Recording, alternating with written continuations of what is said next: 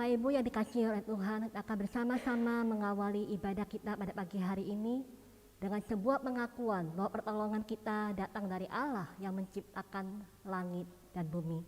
Kiranya Allah Tritunggal menyertai ibadah kita dan memberkati setiap kita mulai hari ini sampai selamanya. Amin.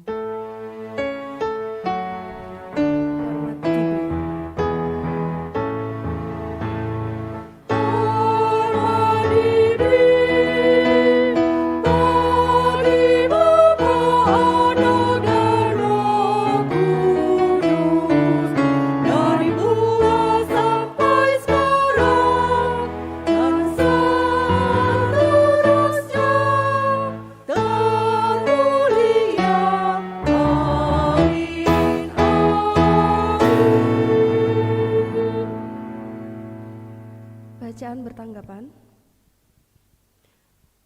dari Mazmur 16 ayat 2, Mazmur 23 ayat 6a dan 6b. Aku berkata kepada Tuhan, Engkaulah Tuhanku, tidak ada yang baik bagiku selain Engkau.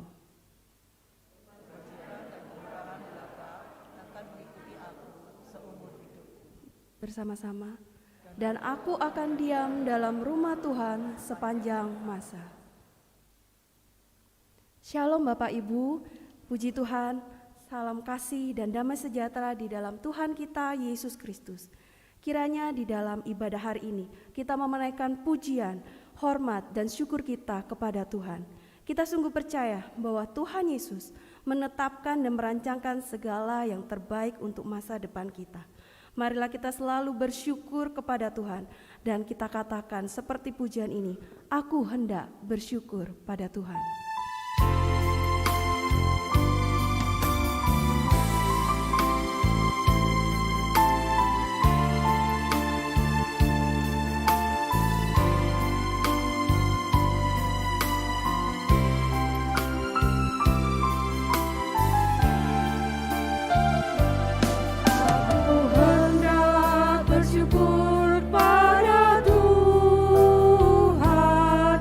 Karena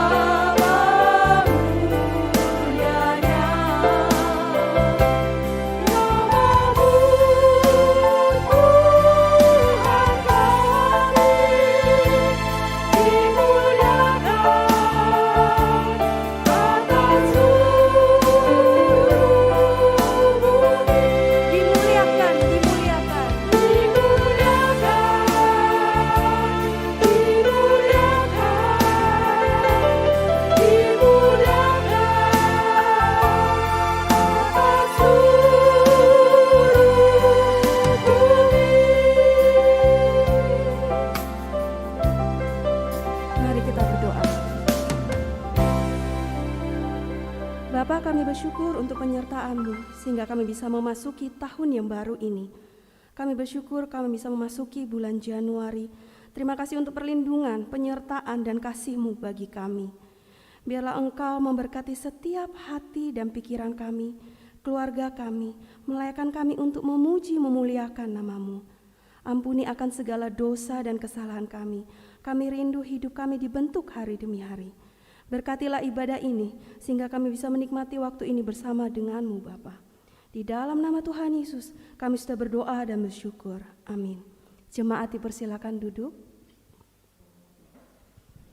Berita anugerah dari Yesaya 32 ayat 1 hingga 2. Sesungguhnya seorang raja akan memerintah menurut kebenaran, dan pemimpin-pemimpin akan memimpin menurut keadilan, dan mereka masing-masing akan seperti tempat perteduhan terhadap angin dan tempat perlindungan terhadap angin ribut, seperti aliran-aliran air di tempat kering, seperti naungan batu yang besar di tanah yang tandus. Kita bersyukur kita memiliki Tuhan Yesus yang baik, yang tidak berkesudahan kasih setianya dan selalu baru rahmatnya bagi kita semua. Seperti pujian ini kita ingin mengatakan Tuhan Yesus baik, sungguh amat baik, dan untuk selama-lamanya Tuhan Yesus baik. Kita nyanyikan Tuhan Yesus baik.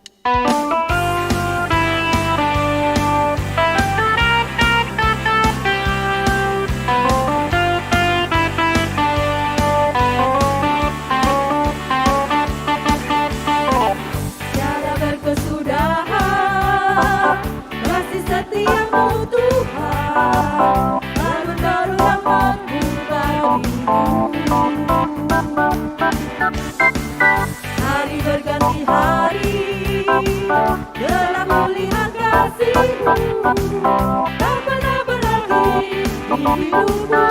Tiada berkesudahan, tiada berkesudahan, kasih setiamu Tuhan, selalu baru rahmat-Mu bagiku. Hari berganti hari, dalam melihat kasih-Mu, tak pernah berakhir di hidupku.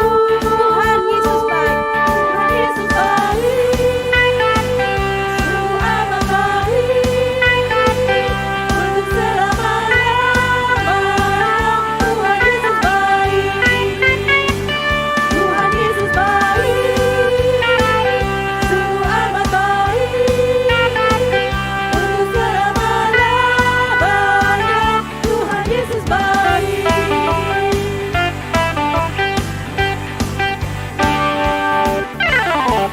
Tiada berkesudahan, kasih setiamu Tuhan, selalu baru rahmat-Mu bagiku. Hari berganti hari, gelap kulihat kasih-Mu, tak pernah berakhir di hidupku. Tuhan Yesus baik, Tuhan Yesus baik, sungguh amat baik, untuk selama-lamanya. Tuhan Yesus baik, Tuhan Yesus baik, sungguh amat baik, untuk selama-lamanya. Tuhan Yesus baik. Seperti lagu ini, kita tetap percaya kita memiliki Tuhan Yesus yang baik, yang akan menolong kita, menyertai kita, dan akan memberikan kita kekuatan jika kita mengalami masalah. Kita tidak perlu takut karena kita punya Tuhan Yesus yang baik, sungguh amat baik dan teramat baik. Puji Tuhan.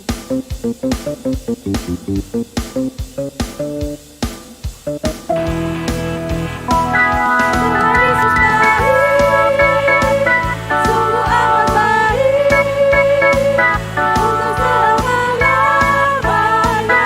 Tuhan Yesus baik, Tuhan Yesus baik, sungguh amat baik, untuk selama-lamanya.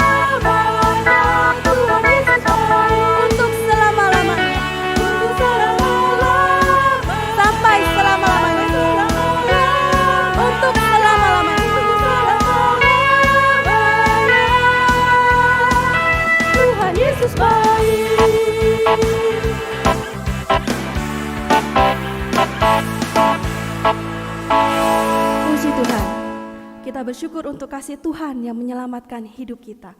Kita rindu dengan hidup kita bisa selalu menyenangkan hati Tuhan. Sebelum kita menaikkan doa-doa kita, mari bersama-sama kita pujikan, ku bersyukur buat kasih-Mu.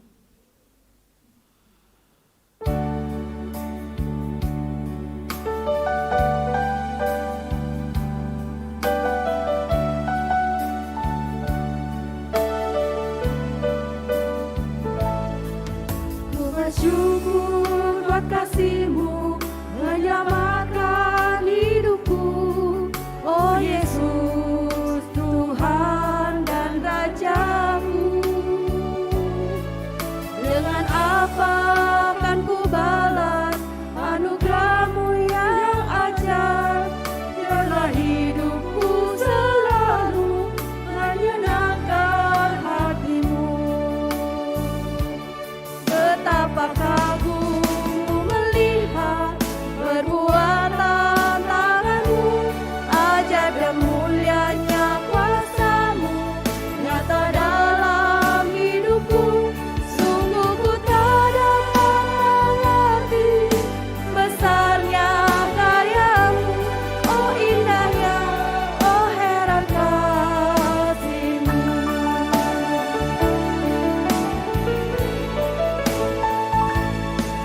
Ku bersyukur buat kasih-Mu menyelamatkan hidupku, oh Yesus Tuhan dan Rajaku.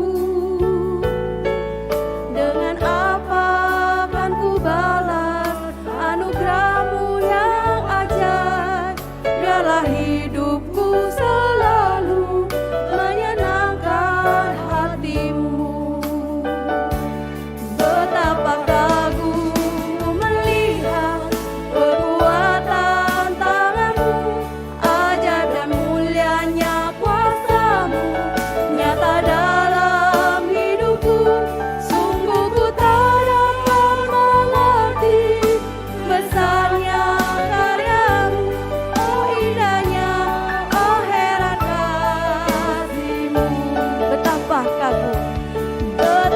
kagum ku melihat perbuatan tangan-Mu, ajaib dan mulianya kuasa-Mu nyata dalam hidupku.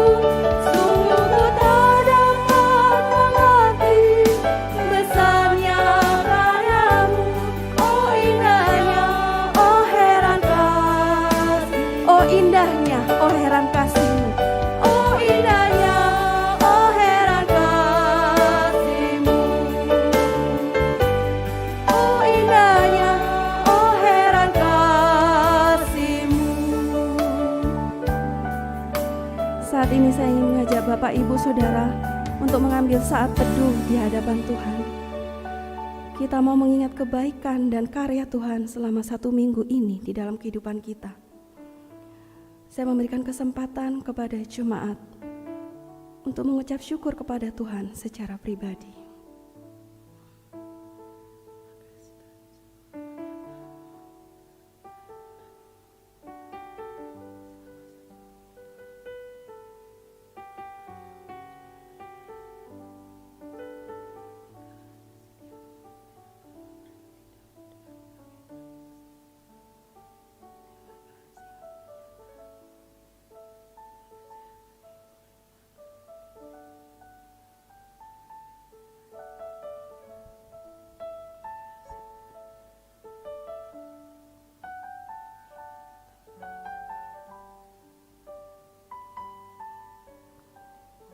Bapa, kami bersyukur karena kasih-Mu.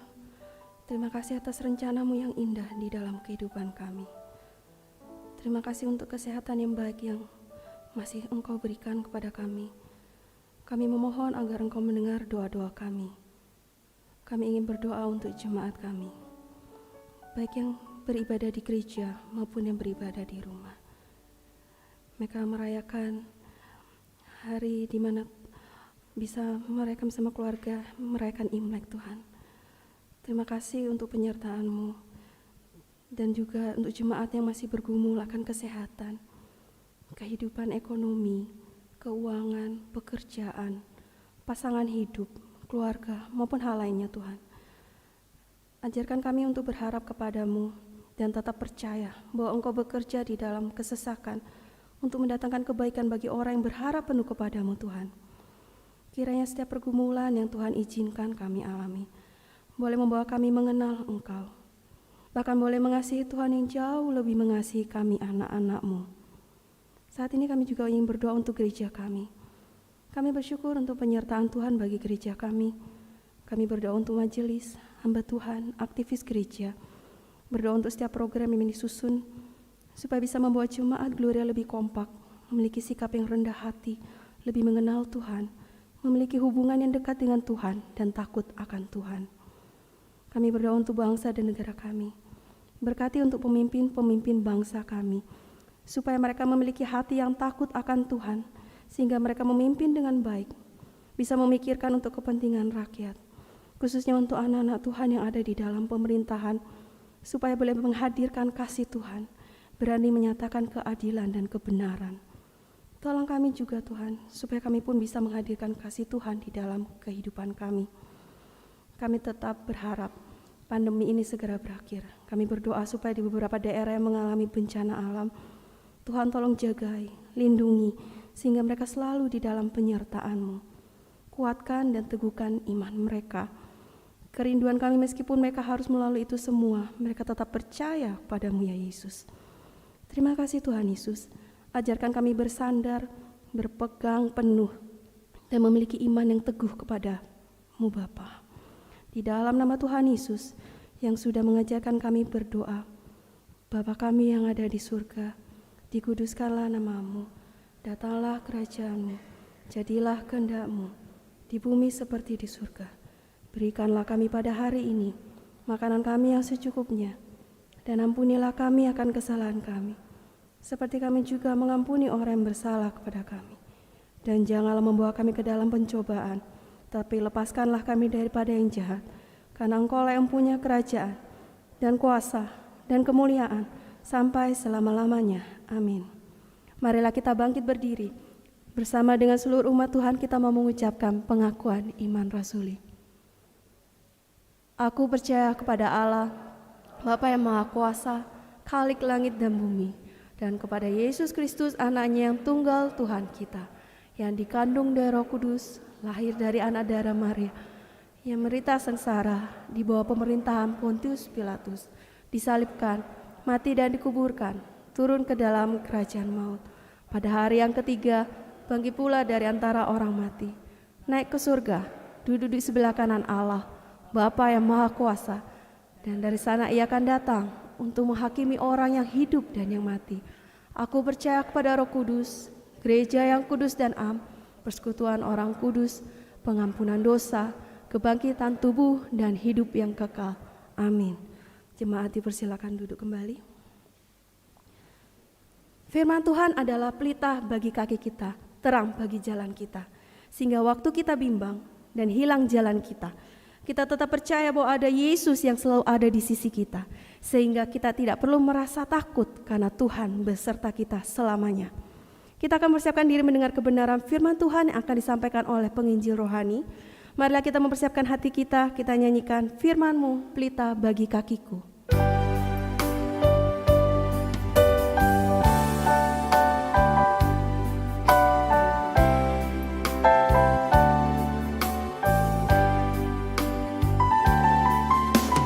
Firman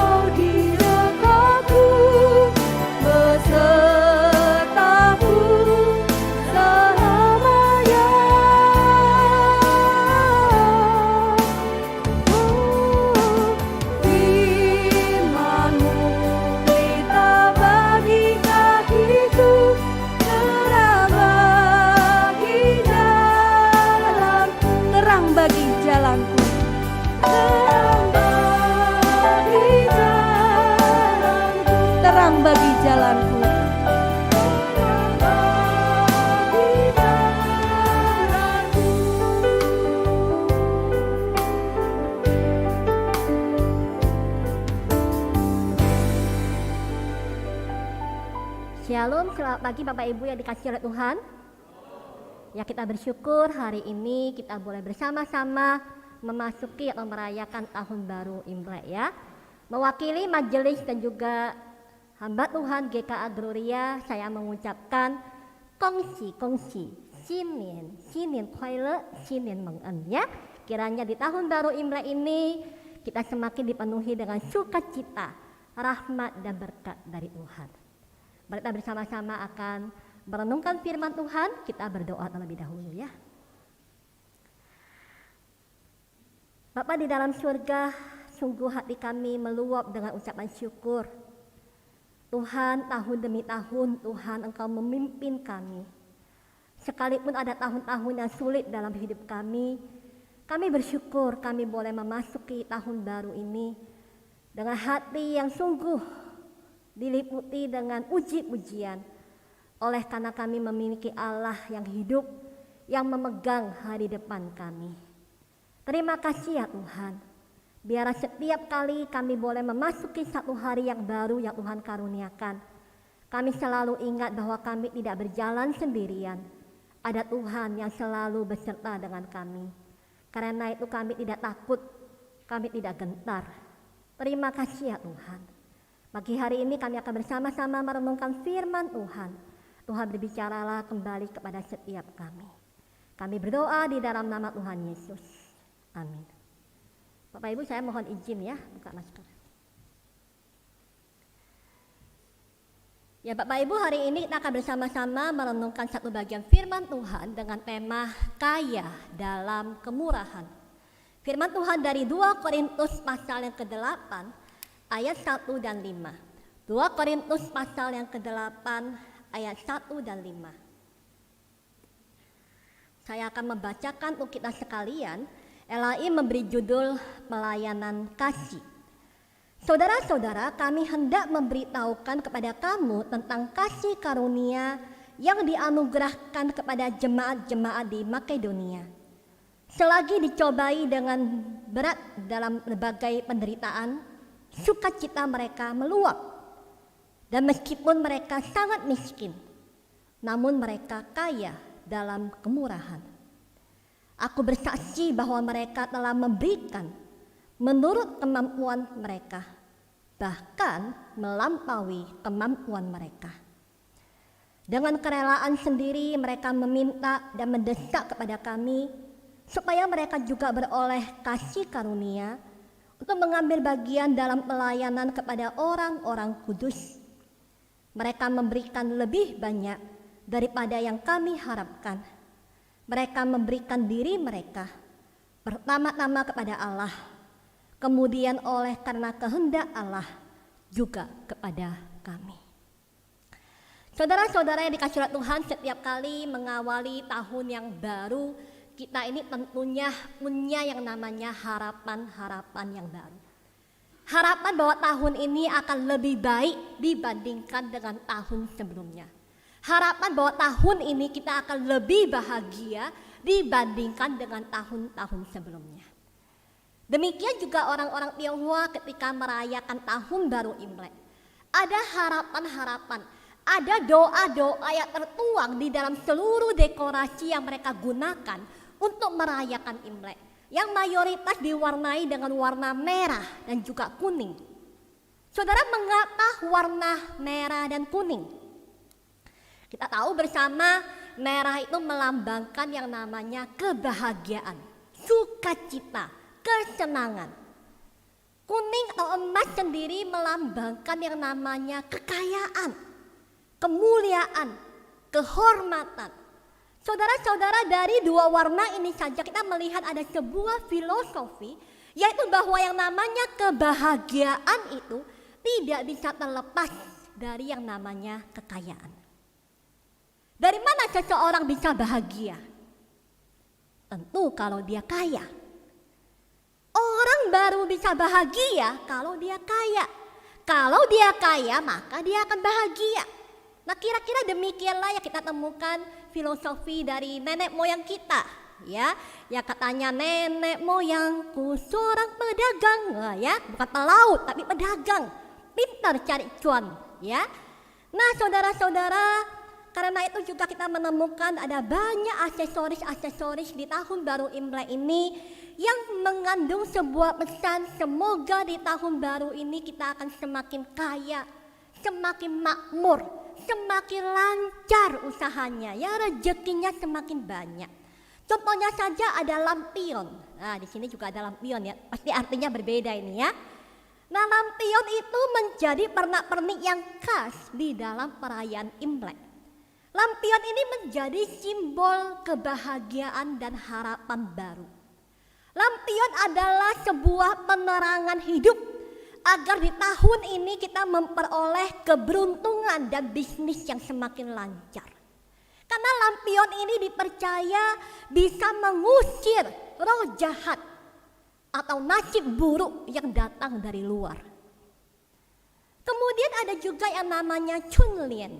Ya, cunlian itu adalah dua tulisan yang panjang berwarna merah. Biasa kita temukan di rumah-rumah, di depan-depan rumah atau di pusat perbelanjaan. Ya, nah di dalam cunlian ini ada tulisan kaligrafi Mandarin. Kata-kata yang ada di dalamnya adalah sebuah harapan, sebuah doa yang kira-kira kata-katanya mengandung pesan tentang kebahagiaan, kesuksesan, dan juga kekayaan. Dan tentu masih banyak lagi pernak-pernik yang lain ya saudara ya. Nah kalau kita pikirkan bagi orang barat ya, ada yang namanya Santa Claus atau Santa Claus ya. Nah bagi orang Tionghoa juga ada Bapak Ibu. Siapa namanya? Caisen. Wah ya, ada yang lagunya ya. Waktu saya kecil saya masih belum mengerti ya, saya suka nyanyi. Caisen tau, teng neng teng neng. Wah ya. Tunggu dewa kekayaan datang. Wah ya, bagi-bagi rezeki. Maka siap-siap menerimanya. Wah kan mirip ya dengan Santa Claus ya. Siap-siap bagi-bagi hadiah. Nah saudara-saudara, inilah yang menjadi harapan bagi banyak orang. Karena semua orang berpikir kalau banyak uang pasti bahagia. Kenapa tidak? Banyak uang bisa beli banyak hal. Banyak uang bisa melakukan banyak hal. Tidak ada uang, tidak usah ngomong. Ya kan? Mau ngapain? Tidak bisa ngapa-ngapain. Namun saudara menarik sekali. Firman Tuhan di dalam Amsal 23 ayat 4 mengatakan, janganlah kamu bersusah payah untuk menjadi kaya. Tinggalkanlah niatmu ini. Wow. Jangan bersusah payah menjadi kaya. Tinggalkan niatmu ini. Mengapa saudara? Kok ditinggalkan? Ini kan baik ya saudara ya. Saudara-saudara, Rasul Paulus di dalam 1 Timotius 6 ayat 9 sampai 10 mengingatkan kita bahwa ternyata uang itu bisa menghancurkan hidup manusia.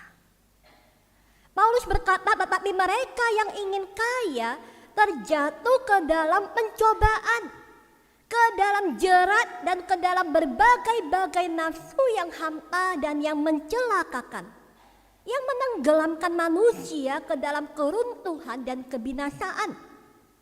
Karena akar segala kejahatan ialah cinta uang. Sebab oleh memburu uanglah beberapa orang telah menyimpang dari iman dan menyiksa diri mereka dengan berbagai-bagai duka. Oh saudara, ternyata kekayaan itu belum tentu bisa memberikan kebahagiaan kepada kita. Bahkan seringkali justru sebaliknya. Saudara, ada orang yang dulu ketika hidupnya biasa-biasa saja, ya, pokoknya cukup, ya. Dia menjadi suami yang setia, sayang istri, sayang keluarga. Namun begitu hidupnya kaya, mulai dia lebih setia lagi. Setiap tikungan ada, ya, setia. Setiap tikungan ada apa? Selingkuh. Bukankah itu menjadi cerita yang sering kita dengar? Ada orang sebelum hidupnya kaya, biasa-biasa saja, hubungan dengan saudara itu begitu rukun, saling memperhatikan, saling membantu, ya, saling menghargai, akrab sekali. Namun begitu hidupnya kaya, menjadi jauh lebih egois, menjadi sombong, dan akhirnya hubunganmu menjadi retak.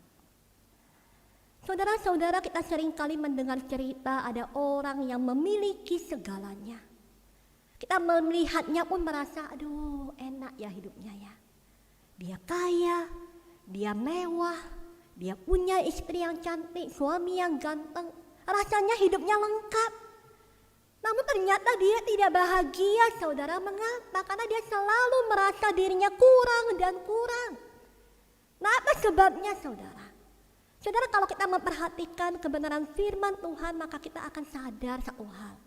Ketika Tuhan pertama kali menciptakan manusia, firman Tuhan mengatakan Tuhan menghembuskan nafas hidup ke dalam hidungnya. Tuhan menaruh dalam diri manusia itu roh yang mencari penciptanya, roh yang selalu ingin bersekutu dengan penciptanya. Dan sebelum roh ini bertemu dengan penciptanya, maka roh itu akan terus merasa kekurangan. Ada satu rongga yang kosong yang tidak akan pernah puas, walaupun diisi dengan berbagai hal yang ada dalam dunia ini.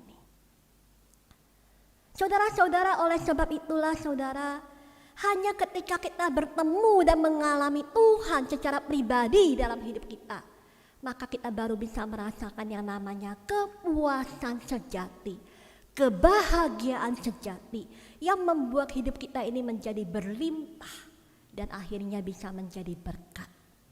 Saudara, hal inilah juga yang terjadi dengan kehidupan masyarakat atau jemaat Makedonia.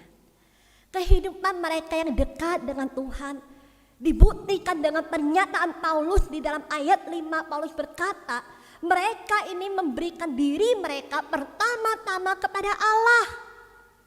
Dan kemudian oleh kehendak Allah, mereka memberikan diri mereka juga kepada para rasul dan kepada sesama saudara seiman. Sehingga mereka dikatakan kaya di dalam kemurahan. Saudara-saudara, kalau kita memperhatikan konteks dari ayat ini, saudara. Pada masa itu ada sebuah jemaat, yaitu jemaat Yerusalem, yang mengalami sebuah kesukaran yang besar, yaitu kelaparan. Nah, kalau kita mempelajari firman Tuhan, saudara, di dalam Kisah Rasul 11, pada masa itu ada seorang nabi yang bernama Nabi Agabus. Dia sudah menubuatkan bahwa akan terjadi sebuah kelaparan yang besar yang akan terjadi di seluruh dunia. Saudara, kata seluruh dunia ini ada berbagai tafsiran. Ada yang mengatakan seluruh dunia yang dimaksud adalah seluruh kekaisaran Romawi. Ada juga yang menganggap seluruh dunia ini hanya Kanaan saja. Namun saudara, terlepas dari apapun kebenarannya, yang pasti adalah gereja Yerusalem terkena dampaknya. Dan ini membuat hidup mereka menjadi sangat menderita dan sangat miskin. Karena mereka bukan hanya mengalami pertentangan dari orang-orang Yahudi yang non-Kristen, dari orang-orang Romawi yang membenci mereka. Ditambah lagi sekarang mereka mengalami kelaparan. Ini adalah sebuah kondisi yang sangat tidak mudah bagi mereka.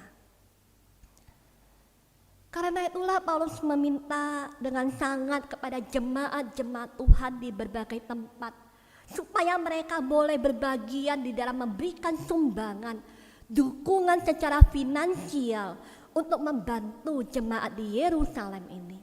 Dan salah satunya adalah jemaat di Korintus.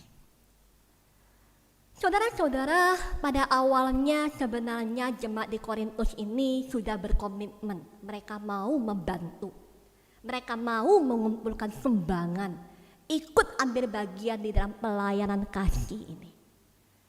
Namun entah bagaimana saudara, dengan berjalannya waktu rupanya pengumpulan sumbangan ini tidak berjalan dengan lancar. Mandek di tempat. Dan akhirnya Paulus mengingatkan mereka kembali akan komitmen yang pernah mereka buat. Dan di dalam mengingatkan inilah Paulus kemudian memberikan sebuah kesaksian dari jemaat Makedonia. Saudara, mari perhatikan bersama-sama kondisi dari jemaat Makedonia ini.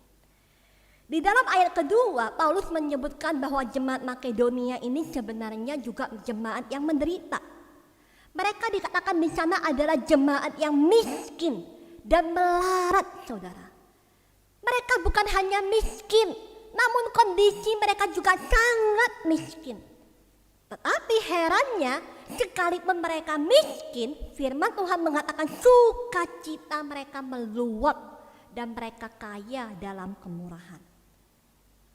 Keadaan mereka yang memprihatinkan tidak membuat mereka berdiam diri dan kemudian tidak mau ambil bagian. Berbeda sekali dengan jemaat Korintus yang keadaannya justru pasti jauh lebih baik daripada jemaat Makedonia. Nah, saudara, apa yang bisa kita pelajari dari jemaat Makedonia ini? Yang pertama, saudara, dikatakan bahwa mereka itu memberi menurut kemampuan mereka, bahkan melampaui kemampuan mereka.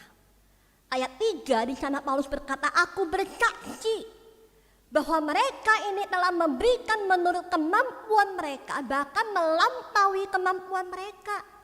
Di ayat 5 Paulus berkata mereka memberikan lebih banyak daripada yang kami harapkan.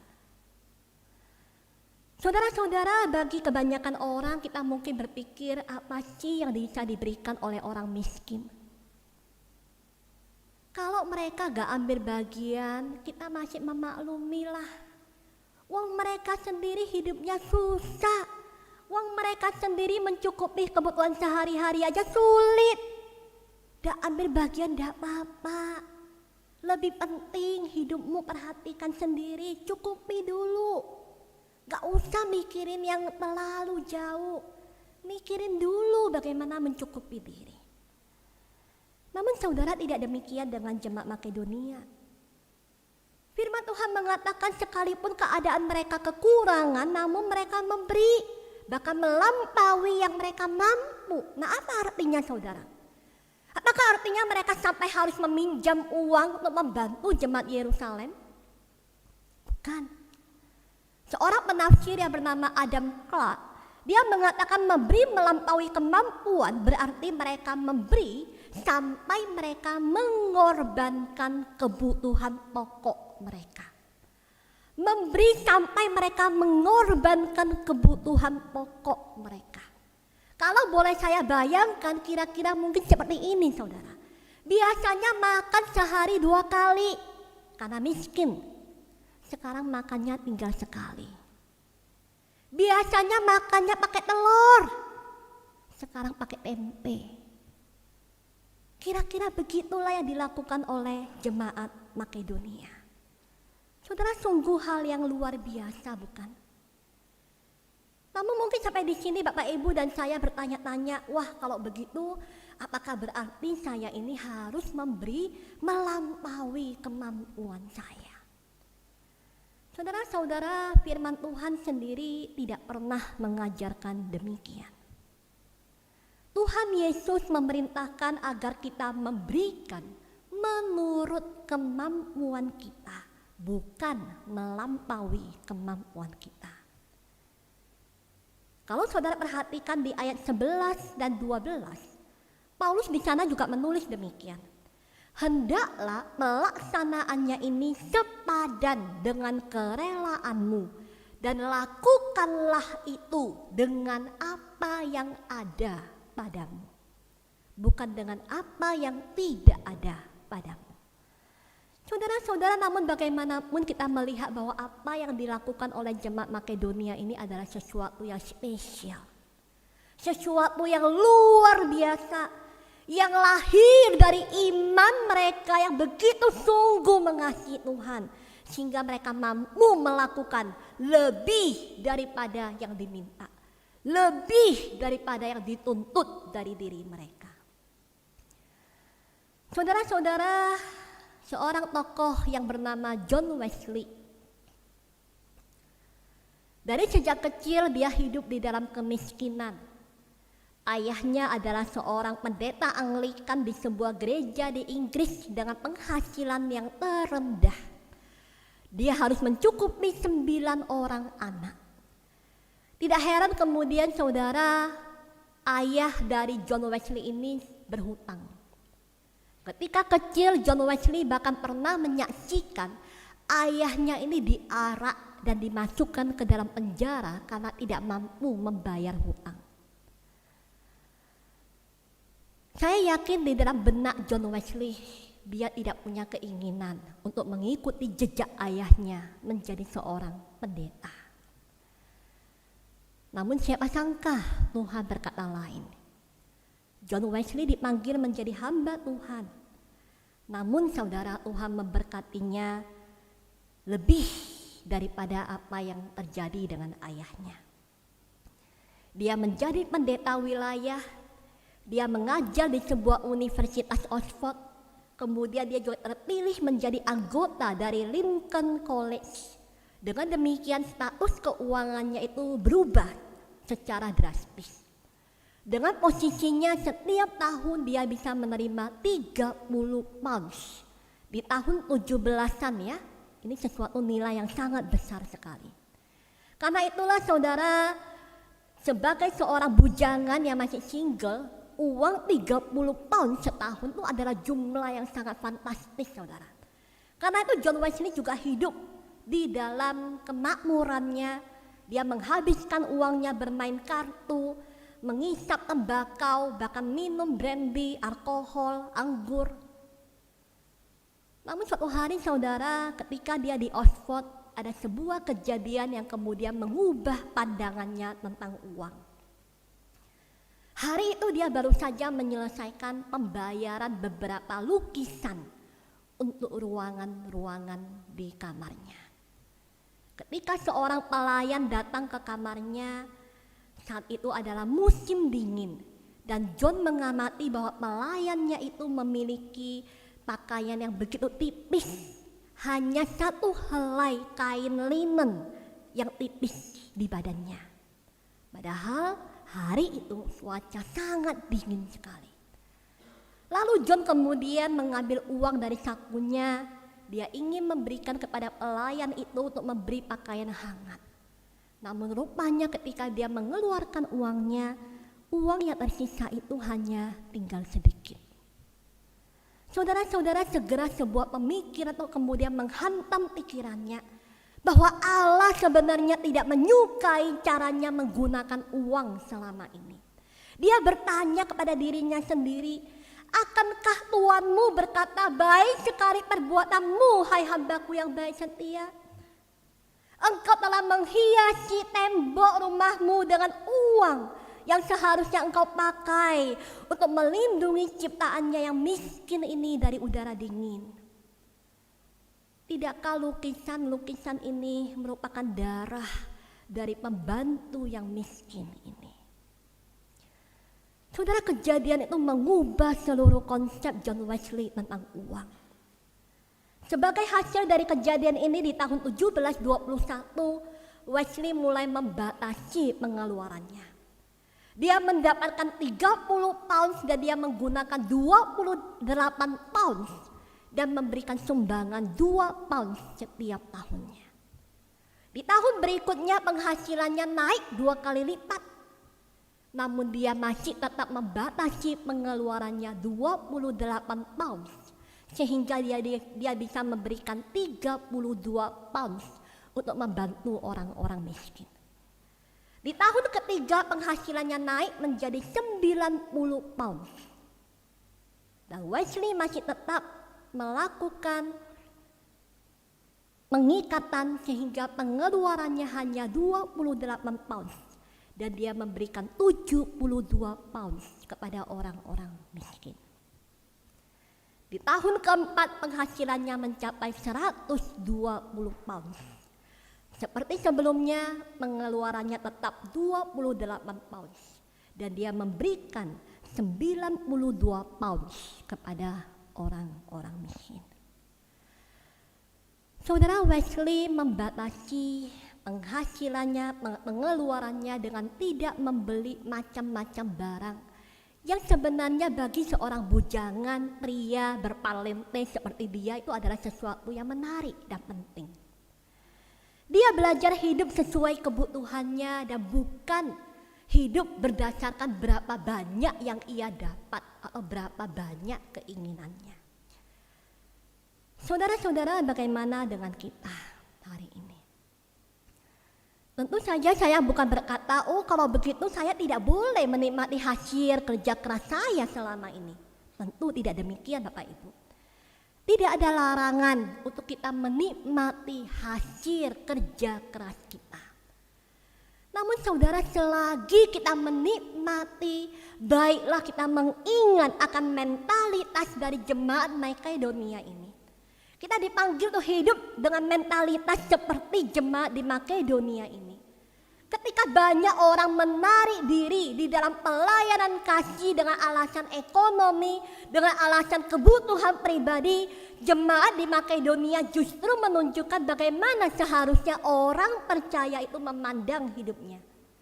Yakni sebagai orang-orang yang sudah menerima kasih karunia Allah dan kemudian bersedia membagikannya kepada yang membutuhkannya.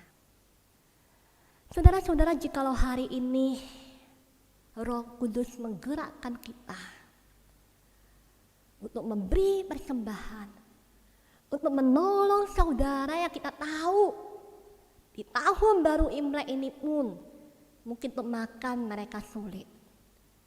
Jangan tahan gerakan Roh Kudus. Marilah kita belajar untuk menjadi kaya di dalam kemurahan. Yang kedua, saudara, kita bisa belajar dari jemaat Makedonia ini adalah mereka memberi dengan kerelaan dan antusias. Saudara, di ayat 4 Paulus berkata, dengan kerelaan sendiri mereka meminta. Bukan hanya meminta, mereka mendesak kepada kami supaya mereka juga beroleh kasih karunia untuk mengambil bagian di dalam pelayanan kepada orang-orang kudus. Saudara, Paulus sangat mengerti sekali kondisi jemaat Makedonia. Karena itu Paulus bahkan tidak meminta mereka ikut ambil bagian. Paulus tidak menghimbau, tidak mengajak jemaat ini. Namun ketika jemaat ini mendengar ada pengumpulan sumbangan, Paulus berkata jemaat ini meminta dan mendesak agar mereka juga boleh ambil bagian. Mengapa saudara? Karena jemaat Makedonia melihat kesempatan memberi dan berbagian di dalam pelayanan kepada orang-orang kudus ini sebagai kasih karunia. Memberi itu bagi mereka bukan beban, bukan sesuatu yang memberatkan, bukan sesuatu yang merugikan. Namun ini adalah sebuah anugerah, sebuah kehormatan, sebuah berkat yang luar biasa. Bisa berbuat sesuatu bagi orang-orang kudus lainnya. Oh saudara, bagaimana orang bisa punya pemahaman ini kalau hatinya tidak dipenuhi dengan ucapan syukur atas kasih karunia yang sudah dia terima? Tidak mungkin. Hanya orang yang sudah mengalami kasih karunia Tuhan itu sungguh benar berlimpah dalam hidupnya, barulah dia bisa mengambil sikap yang demikian. Karena itulah mereka mungkin miskin secara materi, namun hati mereka meluap dengan sukacita. Karena mereka tahu mereka punya yang lebih berharga, yaitu kasih karunia Tuhan. Sebagaimana yang Paulus katakan di ayat 9. Karena kamu telah mengenal kasih karunia Tuhan kita Yesus Kristus, bahwa Ia yang oleh karena kamu menjadi miskin sekalipun Dia kaya, supaya kita pun menjadi kaya oleh karena kemiskinannya. Saudara, jemaat Makedonia menyadari dengan betul dan menghargai betul apa yang Kristus lakukan bagi mereka. Dan inilah yang membuat mereka mampu menjadi kaya sekalipun secara materi mereka miskin dan bahkan sangat miskin. Mereka bisa berbagi dan menjadi berkat. Berbeda sekali dengan banyak orang kaya yang sudah memiliki segalanya namun masih merasa kurang dan tidak bahagia. Karena hatinya selalu dipenuhi dengan kekhawatiran, ketakutan, nanti saya tidak cukup, Nanti habis. Nanti saya tidak punya lagi. Karena itulah hatinya tidak bisa meluap dengan sukacita. Selalu ada kekhawatiran, aku tidak cukup, aku tidak cukup. Saudara-saudara, bagaimana kita memandang persembahan itu? Apakah kita melihatnya sebagai kesempatan untuk beroleh kasih karunia? Atau justru sebagai sebuah beban? Begitu memasuki minggu, kita mengumpulkan dana untuk pelayanan misi. Aduh, persembahan lagi. Aduh, lagi. Ataukah kita melihat itu, wow, bersyukur saya boleh berbagian dalam kasih karunia Tuhan. Saudara, seorang penulis ilustrasi bernama Paul Litan, dia menuliskan demikian sebuah ilustrasi yang menarik buat saya. Dia berkata kita semua tentu pernah memberi persembahan untuk pekerjaan Tuhan. Hanya saja motivasinya mungkin berbeda-beda, ya. Ada yang memberi karena ada maksud terselubung, ada yang memberi karena terpaksa, karena sungkan, ya, karena malu. Namun juga ada yang memberi karena ketulusan hati dan sebagai ekspresi dari kasih. Dan dia menggambarkan orang-orang ini dengan 3 macam benda. Yang pertama adalah si batu api, yang kedua adalah si spons, yang ketiga adalah si sarang lebah. Nah, saudara, untuk mendapatkan batu api biasanya kita harus menghantam, ya, 2 batu api ini sehingga dia bisa mengeluarkan sebuah percikan. Walaupun sudah dihantam, yang keluar itu hanya percikan kecil. Nah, ini menggambarkan orang-orang yang walaupun sudah didesak, dipaksa, ya, pelit sekali memberi, kecil sekali keluarnya, cek, ya. Dan kalaupun akhirnya memberi besar, nah biasanya ini selalu dengan pertunjukan besar-besaran. Orang macam ini selalu menuntut kalau namanya itu harus diumumkan. Dan dia berharap sekali namanya itu diketahui oleh banyak orang. Nah, ini tipe orang yang pertama, ya. Nah, tipe orang kedua adalah si spons. Untuk mendapatkan sesuatu dari si spons, kita harus memerasnya. Kalau perlu dengan mengancam segala, ya, barulah si spons ini akan memberi. Nah, ini tipe orang yang memberi karena terpaksa, bukan karena dari hati. Nah, tipe orang yang ketiga ini adalah tipe sarang lebah, ya. Sarang lebah ini senang memberi tanpa tekanan, tanpa harus orang menunggu, merengek-rengek, ya. Dia membiarkan madunya ini terus mengalir dan memberikannya kepada orang yang membutuhkannya. Dan uniknya, saudara, walaupun sarang lebah ini memberi dan terus memberi, dia tidak pernah kehabisan. Nah, saudara-saudara, bagaimana dengan kehidupan kita? Apakah kita adalah pemberi tipe pertama, yaitu bunga api, yang kalau memberi sulit sekali, kalau keluar kecil, ya. Kalaupun akhirnya besar, wah, kita minta kita dihargai, gitu, ya. Atau kita adalah si spons, ya, yang harus diancam, enggak beri lo, ya, tingkap-tingkap langit akan tertutup buat kamu, ya, kamu pelit, enggak mau memberi. Wah, kira-kira gitu, ya, ancamannya, ya. Baru, wah, sudah tak beri dah. Atau kita tipe orang ketiga, si sarang lebah yang memberi karena ketulusan. Saya yakin jemaat Gloria Rungkut ini tipe orang ketiga semua, ya, yang memberi namun tidak pernah kehabisan, yang mengalir tanpa harus diminta. Nah, ingat anak-anak, atau anak-anak, sorry, ya, kebanyakan guru SD nih, ya, Bapak Ibu.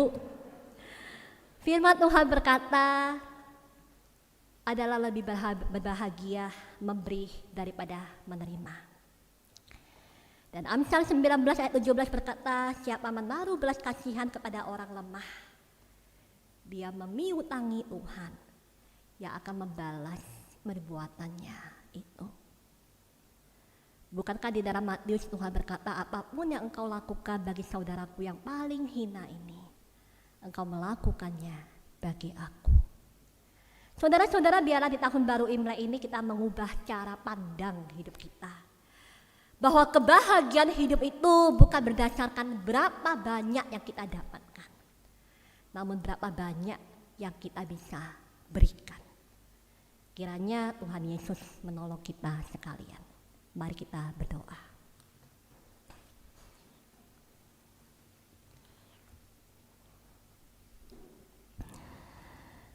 Bapa di dalam surga, kami bersyukur. Hari lepas hari, bulan demi bulan, tahun demi tahun, kami sudah mengalami Tuhan, kebaikan Tuhan dalam hidup kami. Memang ada masa-masa yang sulit bagi kami. Namun sampai hari ini Tuhan menjaga kami. Sehingga kami selalu masih bisa makan setiap hari. Dan kami masih bisa melalui hari demi hari sampai hari ini. Tuhan, kami bersyukur. Kami percaya semua ini bukan karena hebat dan kuat kami. Namun karena ada tangan Tuhan yang tidak terlihat itu, yang terus menjaga, yang terus memelihara kami, dan yang terus memberkati kami.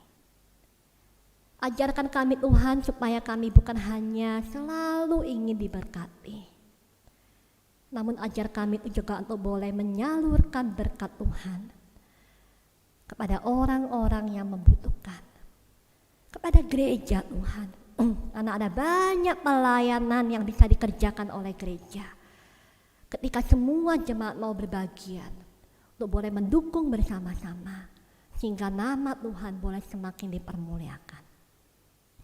Terima kasih ya Tuhan. Hamba-Mu berdoa untuk seluruh jemaat GKA Gloria Rungkut. Berkatilah anak-anak-Mu di dalam usaha yang mereka lakukan, pekerjaan yang mereka kerjakan. Biarlah setiap jerih payah mereka, Tuhan, Engkau berkati dan Engkau buat mereka berhasil. Dan setiap kali mereka berhasil, ingatkan mereka, supaya mereka ingat akan semangat dari jemaat Makedonia, dan mereka juga mau meneladaninya. Terima kasih ya Tuhan. Kami berdoa di dalam nama Tuhan Yesus. Amin.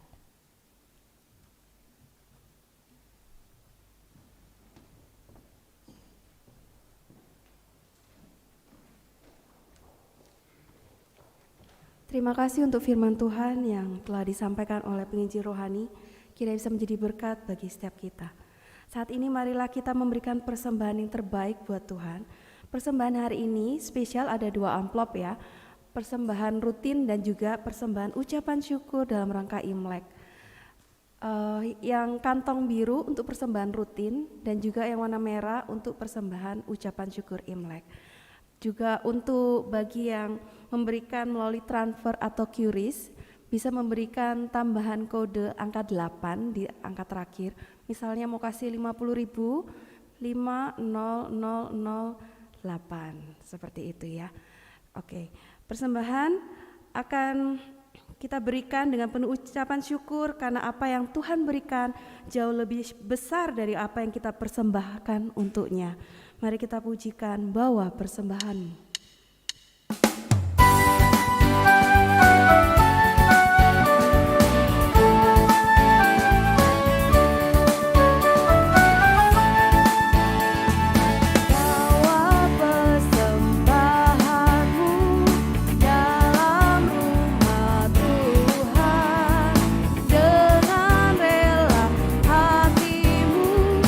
Janganlah jemu.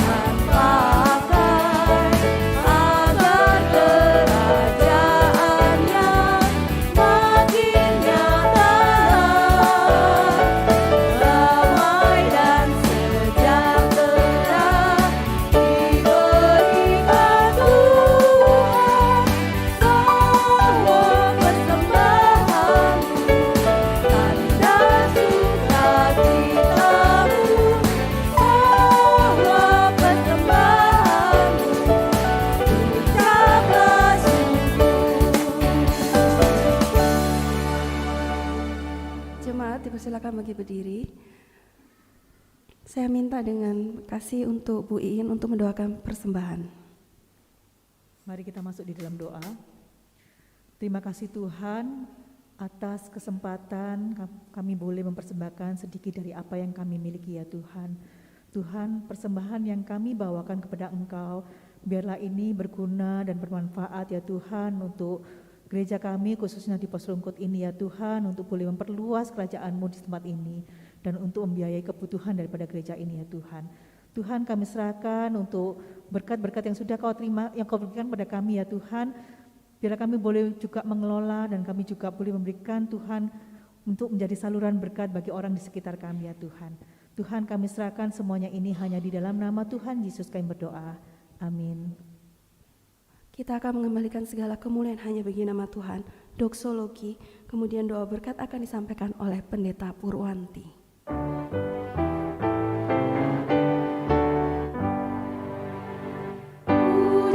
Allah Bapa Putra, puji Allah Roh Kudus, ketiganya yang asa, bersama sumber berkat.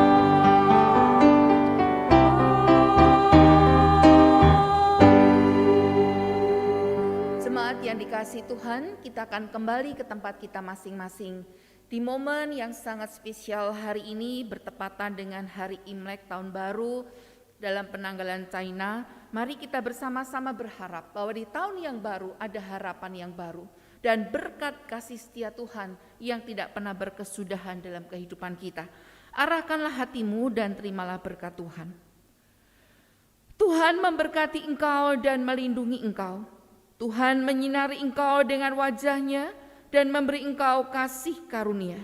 Tuhan menghadapkan wajah-Nya kepadamu dan memberi engkau damai sejahtera hari ini sampai selama-lamanya. Amin.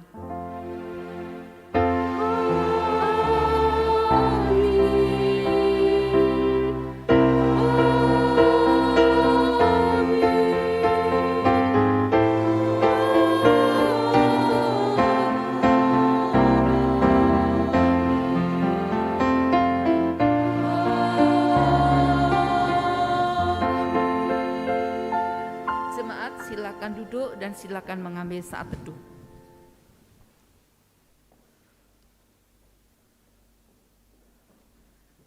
Jemaat yang dikasihi Tuhan, saya ucapkan kongsi-kongsi. Kongsi sinien, Chu Yesu. Chu Fu Ni, Chu Yesu Aini. Biarlah di tahun yang baru ini, terus ada pengharapan yang baru, karena kita ingat bahwa berkat Tuhan, berkat itulah yang memberkati kita. Dan kasih Yesus itulah kasih yang memenuhi akan hidup kita. Ada beberapa pengumuman yang perlu saya sampaikan. Yang pertama, bahwa promo di Abdi Mulia ada lagi gitu ya, yang lalu masih berlangsung untuk pemeriksaan lab, dan ini juga ada promo berikutnya yaitu free konsultasi voucher up to 185.000 gitu ya. Kalau yang memerlukan info lebih lanjut lagi bisa telepon ke klinik Abdi Mulia. Selanjutnya,